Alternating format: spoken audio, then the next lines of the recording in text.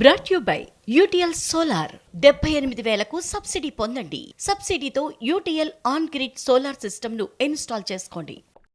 Sentiment ఒకసారి కలిసి వచ్చిందంటే దాన్ని వదలడానికి మనసు రాదు మన హీరోలకు.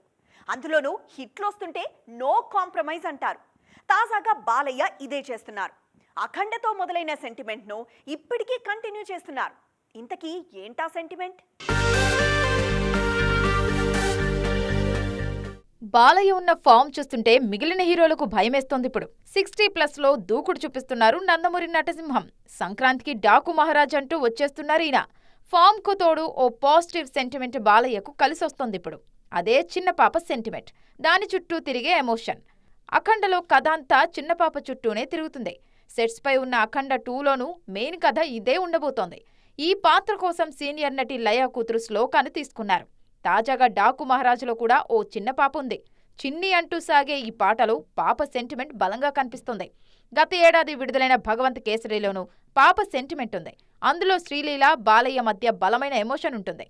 ముఖ్యంగా ఉయ్యాలో ఉయ్యాల పాట బాగా హిట్ అయింది. మొత్తానికి అఖండ నుంచి ప్రతి సినిమాలోనూ చిన్న పాప సెంటిమెంట్ బాగా వర్కౌట్ అవుతుంది. Brought you by UTL solar 78,000కు సబ్సిడీ పొందండి. సబ్సిడీతో యూటీఎల్ ఆన్ గ్రిడ్ సోలార్ సిస్టమ్ను ఇన్స్టాల్ చేసుకోండి.